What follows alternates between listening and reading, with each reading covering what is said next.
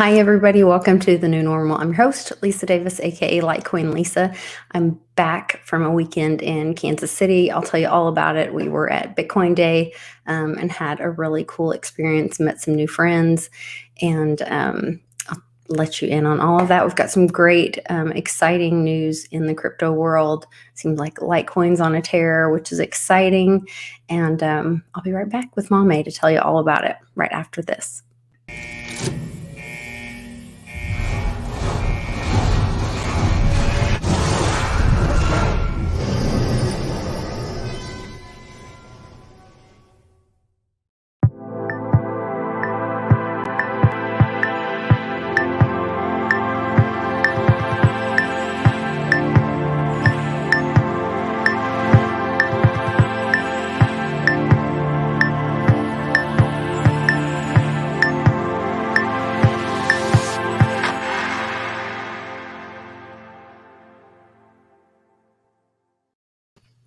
Hi, Mommin. I'm just great to see you. I know we just saw each other yesterday. I wanted to catch up a little bit before we got into the news on this weekend, how your weekend was and what we got to do yesterday.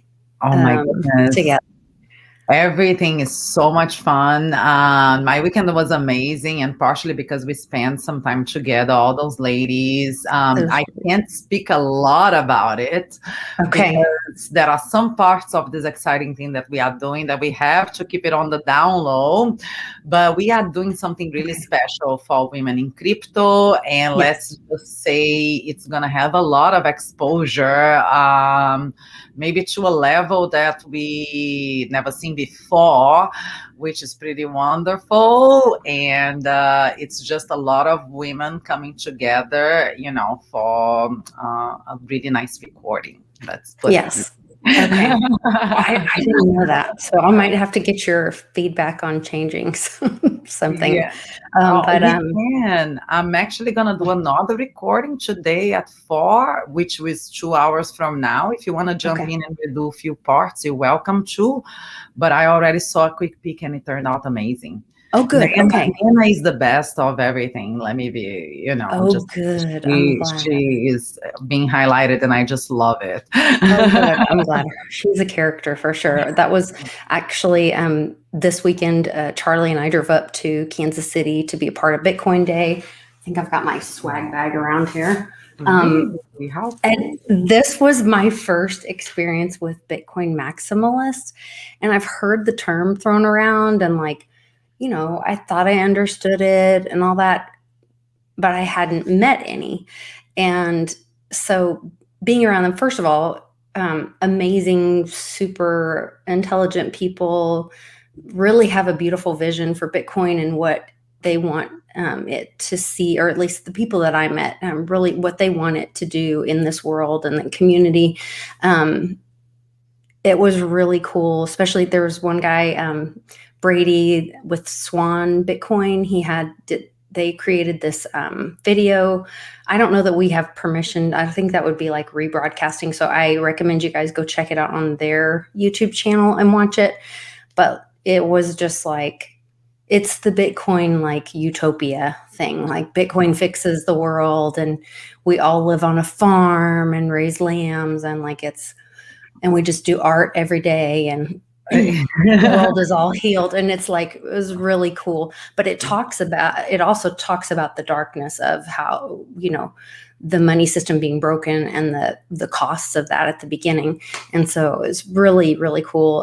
There were a lot of other speakers that were really amazing there. There's one guy that was talking about mining Bitcoin off the flares of oil rigs, which I thought you would love because it's all about turning that, that hazardous gas, the methane, into something positive for, for our society. So turning it into making it not hazardous and turning it into Bitcoin, which was really cool. There was a really great discussion with a guy named Ansel something. If you go to Bitcoin Day, their Twitter, they'll have everybody's name listed. There was a guy named Adam that I really liked. He was Ghost of Svetki or something like that. He was a little spitfire and had lots of information, great arguments, and they were talking about are we in a deflationary or an inflationary cycle? Either way, everybody was pretty much saying like it's all about to crash, it's all about to bust. But really great conversations. But I had never, like I said, been around Bitcoin maximalists, so it was really interesting to see. Like we were all on board talking about crypto and Bitcoin and all this, and then it would go when it was like, but if you like any other coin, it's like you're the committing a crime. You get a slap. But yeah, I was like, oh no, yeah, we're all friends, and it was like, they saw the back of my car, and they were like, Litecoin, what?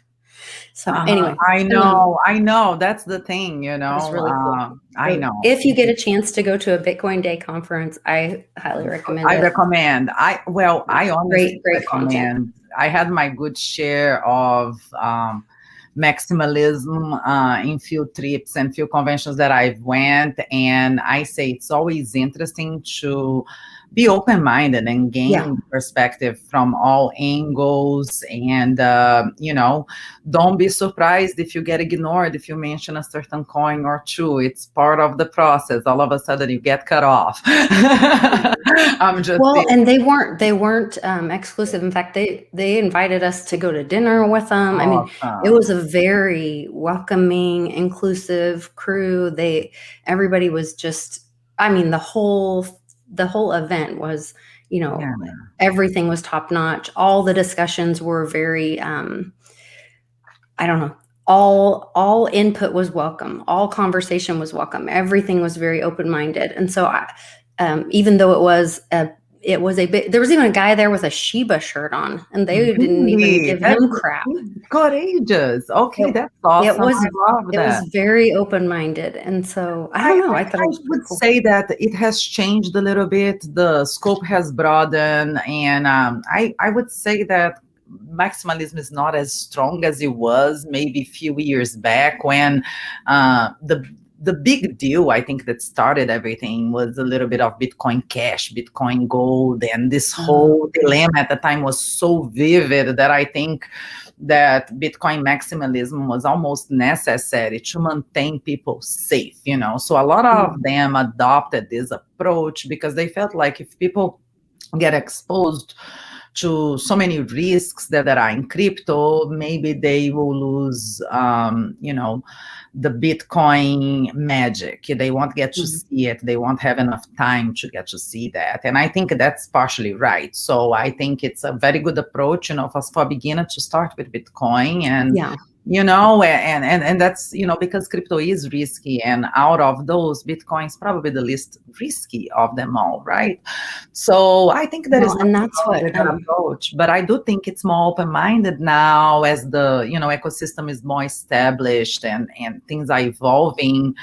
There isn't as much maximalist lingo on Twitter and on social media as I used to hear. I can see a lot more ramifications, now. Right. I think they're understanding or seeing that it's more like centralized versus decentralized. And I may be totally off on that, but Edward was one of and he may be the main guy that is the organizer. I'm just new getting to know some of that crew, but I have a lot of respect for them. But we got to talk to him quite a bit at dinner and talk about things. And they were really, I don't know, very, very much focusing on, that greater good for the community, but talking about how important it was for people to understand and coming into. And we were talking about how at the Tulsa meetup, during the time of the official meetup, it's all about Bitcoin.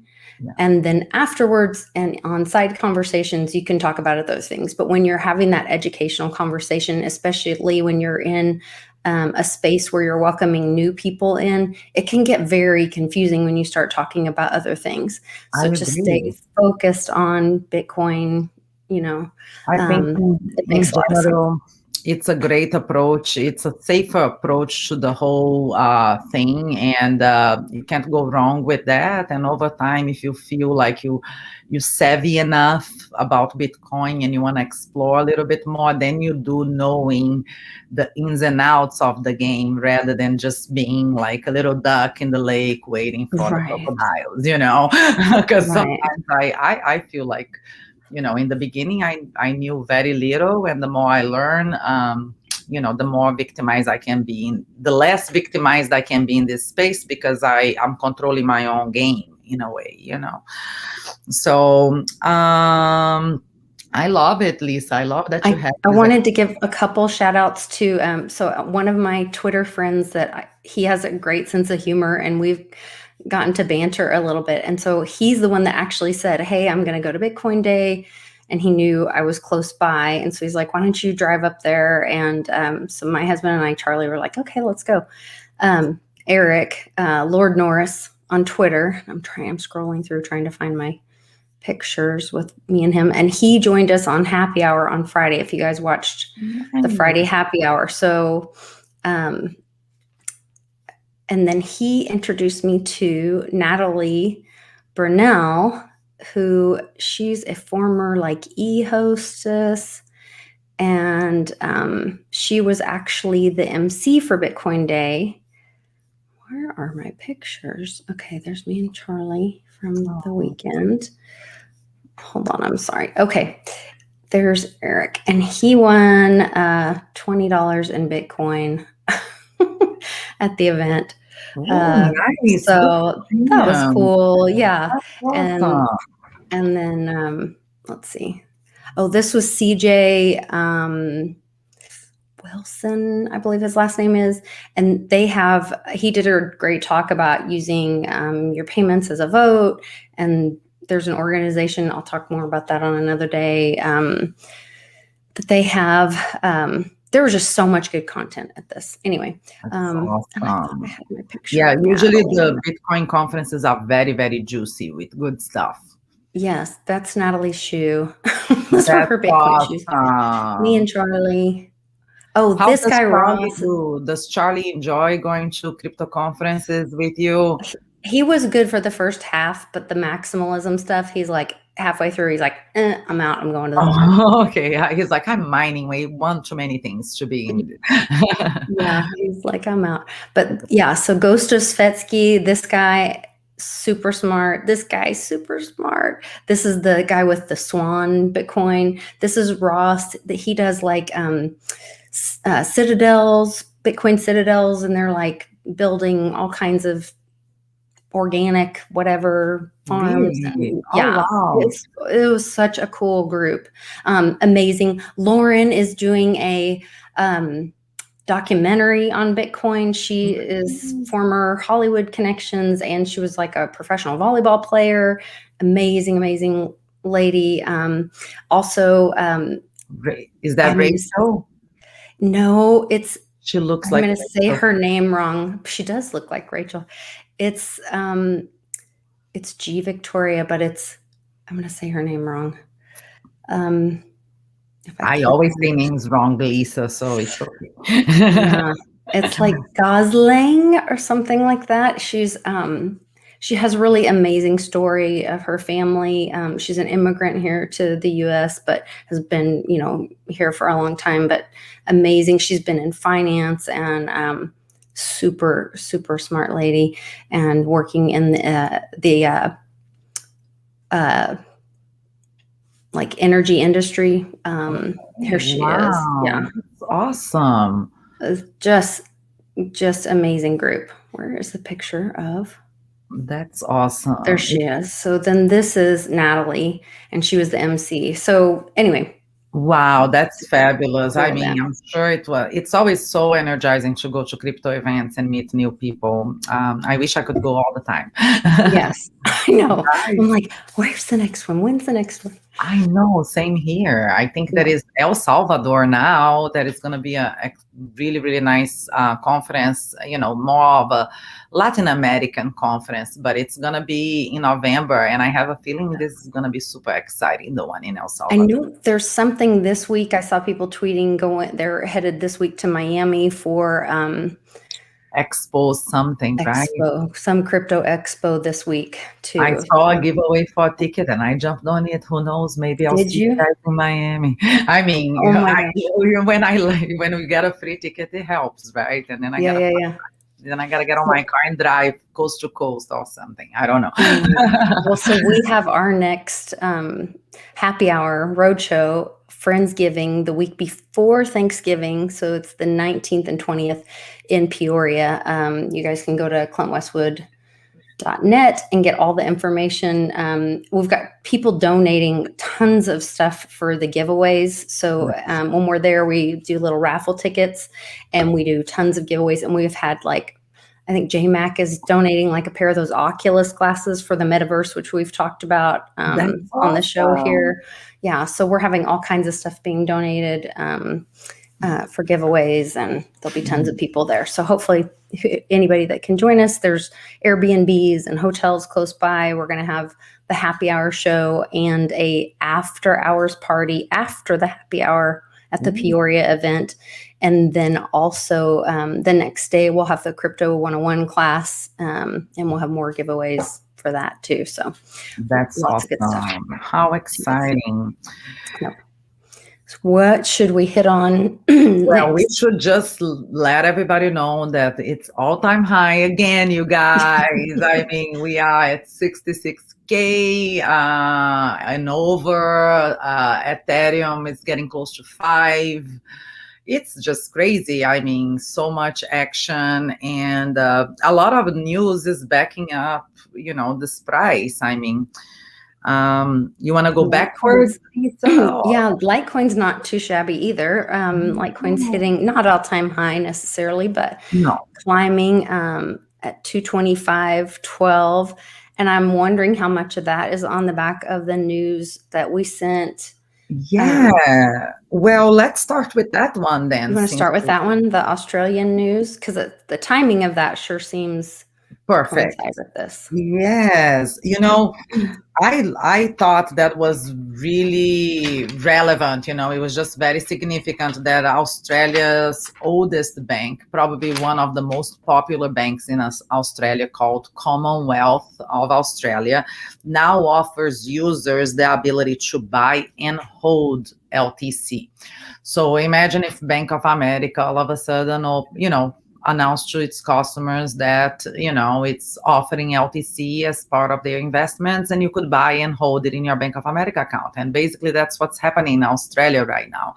A lot of people are getting exposed to Litecoin. And in this same article, they mention that analysts have predicted that Litecoin price could climb higher, expecting LTC to hit 1,000 in the out season.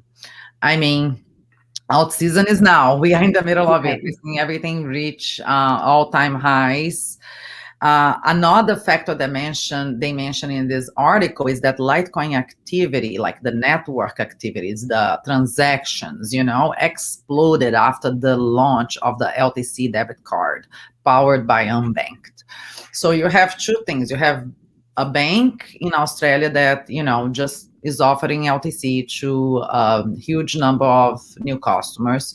You have people who already had Litecoin in their wallets that maybe couldn't use before, or didn't think it was handy to use it before. Now they have this credit card, and what's happening? It's prompting people to just swipe it and load more, swipe it and load more. And all of a sudden you're seeing a huge increase in network transactions. So you're seeing, there was a point there that I remember even David Schwartz retweeting that the daily number of transactions on the Litecoin network was higher than in the Ethereum network. I was super surprised because that means that there is a lot of movement.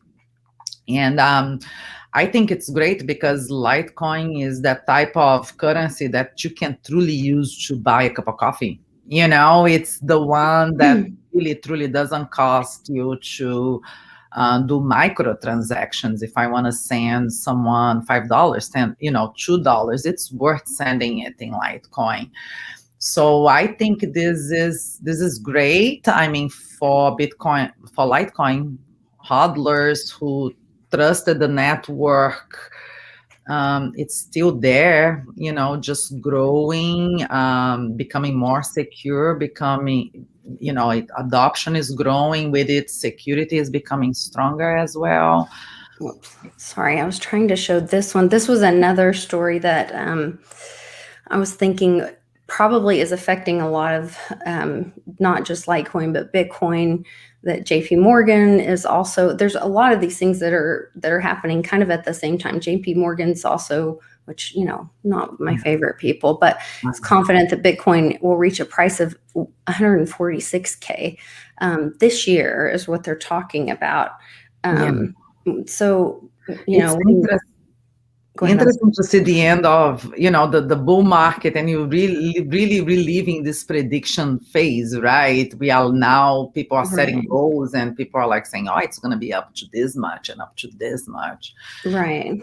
There was one other tweet that I wanted to share that was an article from Zero Hedge that they're seeing that you're seeing not only crypto but gold spike after this, the recent Fed speak.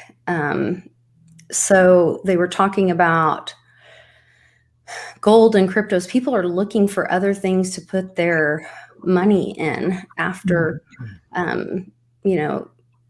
they're saying the NASDAQ was weakest overnight, hit by selling pressures from Tesla shares after, Elon tweeted that. So Tesla shares opened ugly, but standard open OTM call did its best to ramp up the stock, failed to get back to $1,200. So we're seeing a lot of volatility in those kind of markets, and people are scared and they're looking for things, and they're looking at crypto and gold as more stable than the stock market and the US dollar right now. So I think that's something to really taking inflation into account, right? And even thinking certain products are worth holding your money on than not. For example, people that used to have just one vehicle, right now they are buying a second vehicle because they know that the price of vehicles are increasing.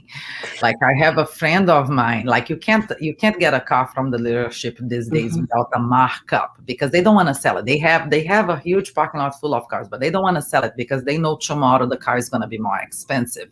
So they are doing a markup already. You go there, you say, I want the car, but I would like to pay Kelly Blue Book price. And they're like, no.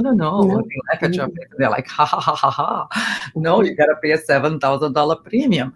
So what's happening? People are buying the used car market space. It's so busy right now because and people are selling their cars for a much higher premium, because people that bought trucks in the beginning of the year when COVID hit or something like that, they are reselling and making money now just because of inflation. And that's totally like a third world culture, like, and here's the other, I grew up like that, let me buy it now because tomorrow is going to be more expensive.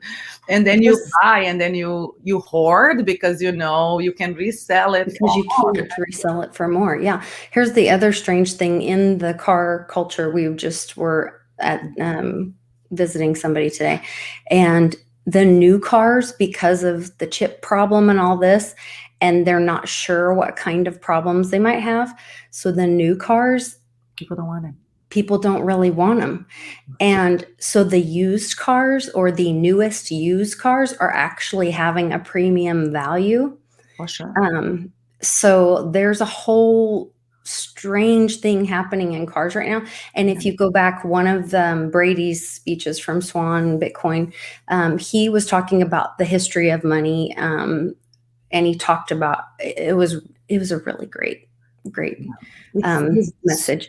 but he talked about during World War II and how you would find, because people weren't trusting the dollar and all this, they were buying things like upright pianos, even though no one in the house could play piano, because they were just trying to get rid of the money because they didn't trust the money anymore. They don't trust the So bank. they were, fine, I'll buy a piano. At least I can resell a piano. I'll buy and that's what's happening right now. People are trying to put their money in other things other than the US dollar because they don't trust the dollar anymore. I think part of it, that's why art is selling more than normal. NFTs are very popular right now because people are really trying to hold their value into something. And I remember this paints a picture because I remember like it is yesterday. I used to live in a building when I was maybe 8, 9 years old, and that's when inflation happened in Brazil. And then we had a very corrupt president that drew a clause that made the government literally, they took everybody's savings. Like it was like from day to night, they took everybody's savings, saying that they were the bail-in. Yeah, it was crazy. It was like, I don't know a lot because I was so young.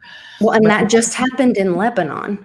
I mean, yeah, it just happened in Lebanon, the same thing. And I remember like it was yesterday, because 1 week before that happened, there was a couple that lived in my building. And I lived in my building. It was me, my mom, and my dad. We were 3 people in a 3-bedroom apartment. But I always felt that this couple, the mom was a teacher and the father was a hard worker. I don't know, engineer or something. But and they had 5 kids and they lived in this 3-bedroom apartment and they had such a beautiful family and they never had a car. We had a car and I always felt like, wow. And they always, traveled to their work with buses and things. Public transportation was always good in Brazil. And then 1 week before this happened, he showed up with a car in the garage of the building, and when he showed up, it was a Volkswagen Voyage. I'll never forget, And you see, this stuck to my memory. I was like a little bugger then. And then I asked his oldest daughter, Rosanna, which was maybe 3 years or 4 years older than me. And I said, you guys never had a car. Why did your father buy a car? And she said, my dad is scared that they are going to take the money. So this way we at least will have a car and he can sell it. Like it was that answer. It gave me such a knowledge. They didn't have a need for a car. They didn't want to have the cost of a car on a monthly basis, but they decided to. And 1 week later, everybody got their savings account taken. And he was the happy guy in the building thinking, okay, at least I didn't have money there. I have a car. Wow. So it was the cutest thing because in the end, he was a wise guy. He was German. Schneiders were there. So he knew what happened, and I'm sure he was German. They went through the war. That's what went through the war. Yeah. I was like, now that I look back, I was like, oh my gosh, what lesson I learned with Anna, and I forgot Valdemar, I think was his name, Valdemar Schneider. And they had 5 kids. The middle one was my friend, and they had such a beautiful family, and his extra knowledge of being a foreigner saved him a little bit. I was surprised. Well, and what's the saying where I'm terrible quote.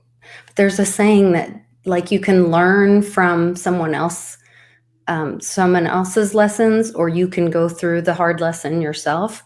And you learned from listening to that lesson. Yeah. And now look how it's affected your life, and you watched that lesson, you learned that, and now you're seeing what's going on in our country. Totally. And you're making choices that are different for your family than a lot of other people are making. So, and very, very thankful for having the exposure to the information that I had from you guys, Bixby, Bitcoin ban early on, like 4 or 5 years ago. Those insights were really important for me to tap into it a little deeper and really understand, because it was so like it wasn't on my spectrum at all. And the more I dive into it, the more I feel protected. Like I feel like, okay, I can guide this. It's not like life is taking me. I'm taking the life and I'm making choices that I think are wise, But right. Oh no, Yeah, everything's life's not beautiful. happening to you. You're getting to make the choices. Yeah, Yeah, it's I like better. that. If you feel more in Yeah, control. I love it, Lisa. Thank you yeah. so much. I Well, big shout out to all of yes, big shout out to Bix and Ben and Uncle Dan Cliff and and all, yeah, all all of the them, who educators. open Yeah, our mind. So, definitely. and we have more news. We have Zimbabwe. I thought that was That was exciting. Bitcoin.com announced that Zimbabwe government is consulting with the private sector on legalizing Bitcoin. So you have another country seeking to legalize Bitcoin. I Mhm. love how the colors are like red, yellow, and green, and it's like legalize it. I'm just It and does look don't very positive. Yeah. decide it. Yeah, this was really exciting. And there's not, once again, this is big news. And you're not hearing it anywhere. No, you know. no. Um, but But as who's these those countries roll delegates? this out, it's really changing the lives of the people in these countries. When you look at what's happening in El Salvador and how these people's lives, it's giving them a safe haven during this time where the rest of the world is in this upheaval. And people are losing their homes. In Australia, literally, they're having their bank accounts being taken away from them if they're not being good citizens. They're having their homes taken away from them if they're not good citizens. And this is a way that it's giving this right back to them. And so, I saw another article. I should have actually got the link and send it to you, but I'll just okay, address it yeah, here just because it's another article that I don't even know where I saw it. But it was a guy criticizing El Salvador's media for only talking about Bitcoin when Bitcoin is up. Because since they joined into the Bitcoin, as a legal tender for their country, Bitcoin has increased in value and the government has had a surplus to invest in education and certain things. So they announced they did such a thing. And then, of course, the opposition is always like, oh, why are you only talking about it when it's good, right? But I'm putting things into perspective myself, and I'm looking at Greece, at Turkey, in Brazil, and all these countries that are losing their currencies with every single moment, are losing value to the dollar on a daily basis. I mean, I traveled to Mexico the other day. I got in, peso was 19. When I got out, you could buy, it was 22. So unfortunately, even Zimbabwe, I know, $20 even billion. Here was my 20 billion. This was given to me from Bitcoin Day. yeah, 20. even if Bitcoin crashes, which is expected to crash 80% of its value, which Mhm. has done in the past cycles, it's still far less from what happened to the lira, what happened to all the other currencies that are devaluing on a daily basis. It's just more gradual. You don't see, you see the lira devaluing, drastically, but maybe not 80% in a day, or 2 days. Right. But over the course, like I remember going to Turkey or going to Brazil and $1 being equal to 2 liras or 3 liras. And every year it's 4 liras and then 5 liras and then 6 liras and then 7 liras. And then now it's 11. It's 11, it's 11 liras. I get $1, I get 11 liras. It's a lot. You know what I mean? I used to go there with my $100, it would become $200 and then it would become $300 and then it would become, so I don't know. Only time will tell. But even if it devalues, it shouldn't affect the economy as much as a dying currency anyways, right? Yeah, it's Economically, just because insane. Well, economy and will go down for the whole world at the same time. It's right, and the US, the currency has devalued. Oh gosh, I think I can't remember what the amount was, but since 1913, since the Fed came into existence, it's down to like 2 cents or something there you versus go. Yeah, what the purchasing power was what at the that person- time, because we went off a gold standard in 71. I mean, just it's all been devalued. It's just been covered up. yeah. So And I It's think really any criticism of it right now is a little bit premature.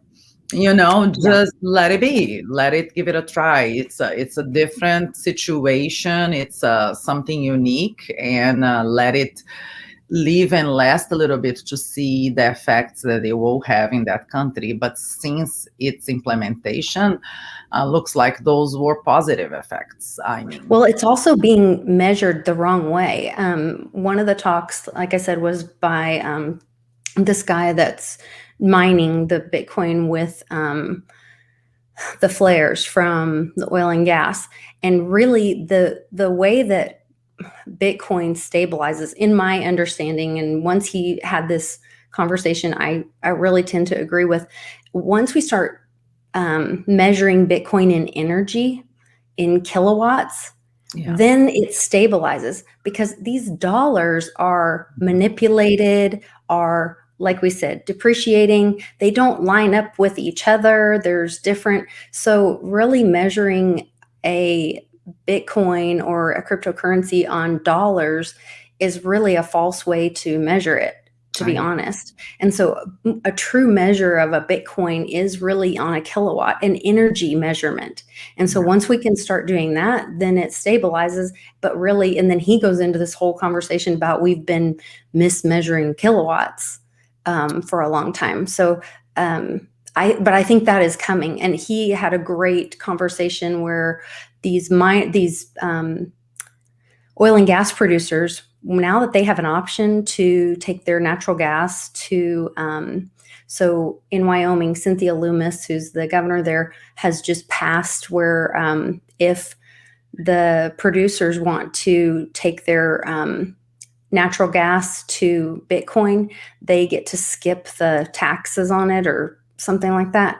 And so otherwise, if they take it to their natural gas to a pipeline, they have to pay some kind of tax or something on it. Well, if they turn it to Bitcoin, they don't have to do that. So it's some kind of like, because you're doing a green thing with it, you get like a green credit yeah, or something. like a carbon credit or something. Yeah, Yes, yes. yeah, yeah, yeah. And so it really benefits them. So there are producers like pouring in to do all this.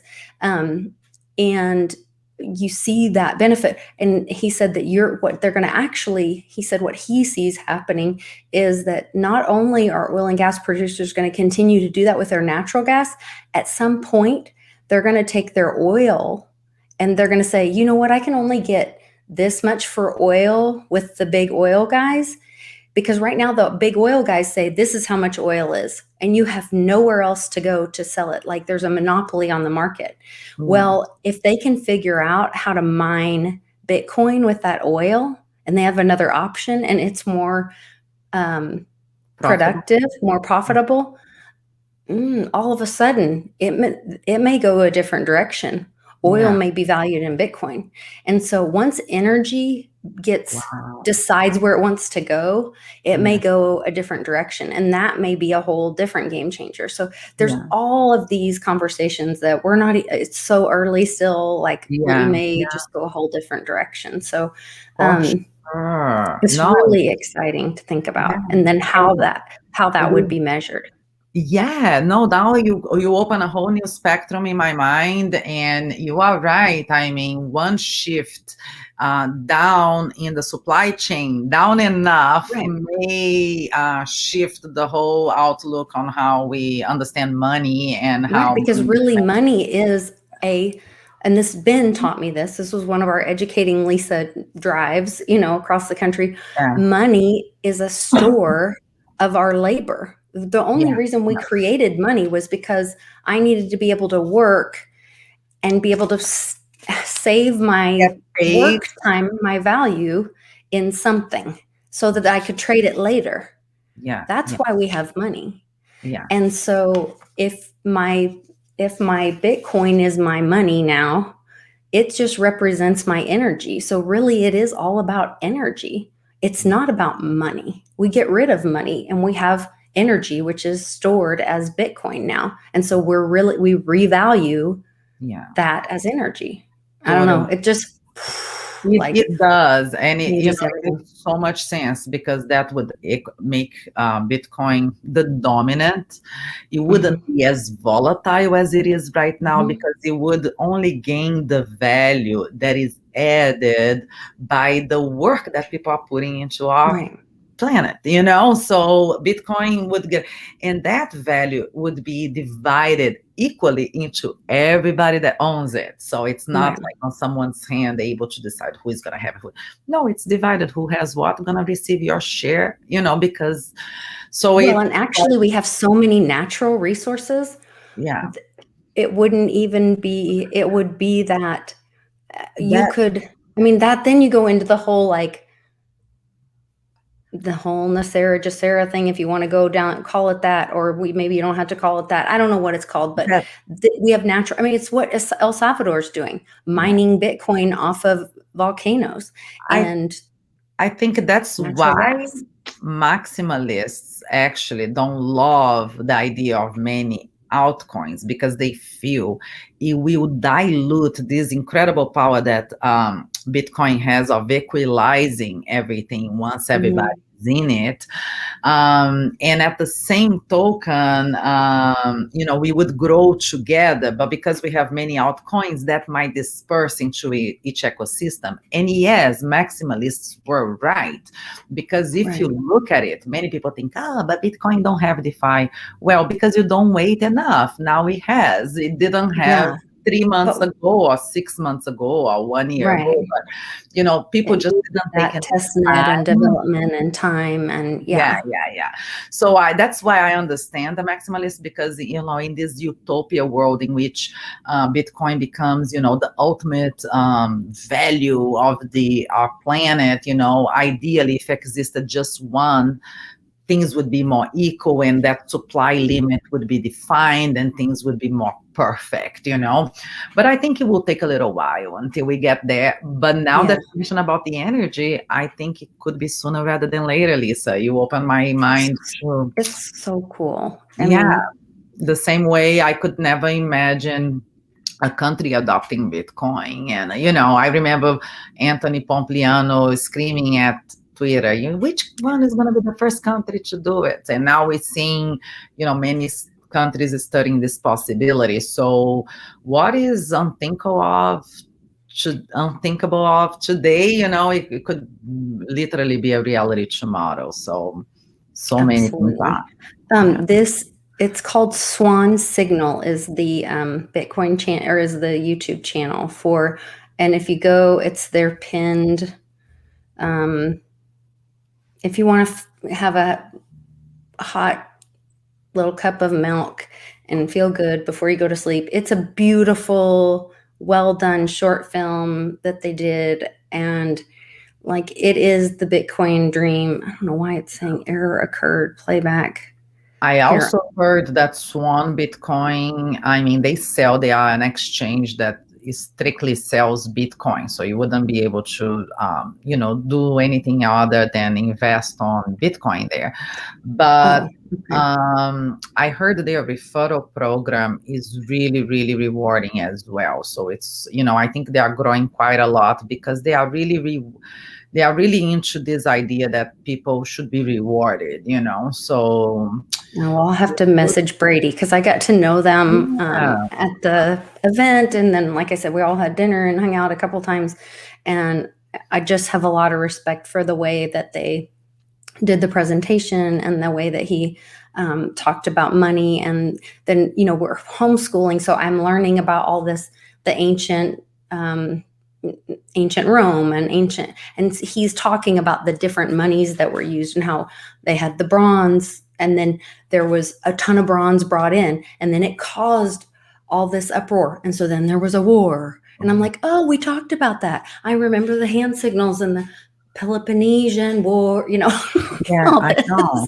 And then I'm like, oh, okay. And then they talked about the silver and the florin, and then we had the gold coin, the florin, and then that stopped. They had like 1,000 years of peace. And I'm like, is that what's happening again? And Bitcoin is the florin, and we're going to have 1,000 years of peace if we can get there, I hope so. So it's I really hope exciting. So so. I put the link for that I video. want to definitely watch it. I know their marketing is great. I heard Brecky works for them. I know Brecky. Oh, okay. They are pretty knowledgeable, and he's the one who mentioned to me about the referral program, and it's something that I always been, wanting to look into, but I never got a chance. Just too busy these days. But you should, because now, if you're gonna I'll send check it out. I'll send Brady a message and ask him about it, because it was really, I don't know, I just really, it was a great weekend. Yeah, I know. Every time you go to a conference, you come back energized. It's super exciting. I come back so fresh. I want to make contacts with everybody, and then so many amazing things happen afterwards. And the more you go, the more it keeps happening. And I always tell people to, crypto is really fun online, doing trades and getting to know people on social media, but there is nothing like the one-on-one experience, like these meetups that we do. People think it's like huge, and we become family. We really get to know each other, and you see a lot of the same familiar faces all the time. You end up becoming friends. Like, everybody's very humble, I think, and wanting to help each other. And that's one of the things that Lauren and Goslin, that's how you say her name, Goslin, their talk was about community that's in Bitcoin. And I was like, that's one of the things we talk about all the time on this show too, is because it's just like when I was in nonprofit work for forever, because when you're out there, even when you're doing nonprofit work and you're all doing good work, you're all fighting for the same dollar. In crypto, it benefits you to help another crypto person, because you're trying to get your energy out of the old system and into the new system. So any energy we can get into the new system, we all rise together. So, so true. Rising tides raise all ships. I know. No, it was amazing. Yesterday, for example, we were doing the recording, and then Janice called me and she's like, Danielle wants to be in it. It's all about women in crypto. I'm like, send Danielle over. We'll get some lines for her. And as soon she was the first one to jump in, so we could do a little introduction, and I could give her a heads up like 10 minutes ahead. When I see it's someone that I completely enjoy. I met her in the Shitcoin conference 2021. We spent like 3 hours talking about our kids, like having fun, chit-chatting about NFTs. She gave me a badge because I was there and I signed up on her booth, supported her. Yeah. And she gave a badge of the event, of the Shitcoin conference event, and it came in my wallet. And I told her, I said, I'm so thankful to you, because this is the most amazing gift I got, because I went to check on OpenSea, and the badge is like going for, like over 1,000. There was one that was cool. $1,000. And I was like, to see how amazing, it's just like people you connect with, and they are doing, you don't even know, you chit-chatting with them for 2 seconds, and all of a sudden you figure it out that they are doing amazing things, just following their instincts, and then you connect again and again and again, and it's awesome. It is awesome. Well, back to the news a little bit. Wanted to talk about, I know on Friday we were talking about another mayor joined. There's the Tampa mayor joined, asking for his or her salary in Bitcoin, and we know the New York City mayor also requested to be paid in Bitcoin. And now he's talking about how cryptos should be taught in schools. I thought that was a great announcement too. So I only wish if that was a subject in school. Yeah. Well, especially because it red pills so many people. Once they learn about crypto, they say, but why? Well, then you find out, well, because our system is so broken. And unfortunately, the other side of that, the other thing that seems to wake so many people up, is the dark side of things. And what got passed on Friday. The House sent the infrastructure bill. There is this crypto tax provision, which you guys can read about it. It's not officially in active because the president hasn't signed it yet. So you guys can look into that. I just said the T word, which I have to be careful with. That's how I lost my channel before. But so you guys can look into that. Like I said, it's not actually active yet because the president hasn't signed it. But this was something that we were hoping was going to be looked at, because it's very, it's obviously written by people who don't understand cryptocurrency, because miners are not brokers. Yeah. And we'll just kind of leave it at that, I guess, mostly, right? I know, and custodial wallets as well. I mean, it's gonna be a little bit of an issue there. We're gonna have to wait and see, only time will tell, and we keep on following up on those news and make sure you guys are all up to date, because this is the type of stuff that you need to keep on watching out. And those are things that you can talk to your legislators in your area and try to, you guys are more educated on it than they are. If you can help them understand why that is so. For sure. I helped the other day. There was a friend of mine is married to a fintech gentleman who works for a very high-end company. I'm not going to mention any names. And he said, oh, we are partnering with a cryptocurrency and blah, blah, blah. But I don't know who uses these things and blah, blah, blah. And then I was like, hey. And we were having Japanese, and we were talking about several other things. And then I said, well, if you don't use it, you're a little late, buddy. I'm like, let me tell you, I'm off of the banks already. I only use banks if necessary. My whole thing, I'm such a, and he's like, really? I'm so happy I met you, because I really wanted to know who uses this. I'm like, I don't use it. I live it and breathe it. So, and I gave him the validation that he needed to understand that this is something of the future. And I said, it took 5 years for someone to reply an email from me that I sent from Brazil. Are you going to take you 5 years to get a crypto payment? I mean, get on it. Yeah. So because he was so fancy, he was so la, and I'm like, let me send the message to him in a way that, by the way, here's my phone card. Excuse me. I'll get dinner. Thank you. I'll take it. I love it. Oh, Mama, you're the best. I'm just kidding, but yeah, you wanna make it seem like it's natural, and once you're living and breathing it, it's truly natural. You're not lying to anyone. You're just like, hey, this is it. You go to bank. I mean, so old-fashioned. Well, and think about, you were doing that living, breathing example for him, just like your neighbor when you were a little girl. And you were smart enough to say, what's going on here? Why is your family buying a car? And he thankfully was saying, wait, so really you don't use a bank? So maybe you were that example to him, maybe helped, because maybe one more person in that board making that decision will say, hey, no, I heard crypto is a good thing. You never know, because these regulators, these guys, they maybe never heard it. Maybe they never used it. They probably don't have a wallet in their phone. They don't know how simple and, actually easy peasy it actually is, It's knowledge is power, and some people just talk without it.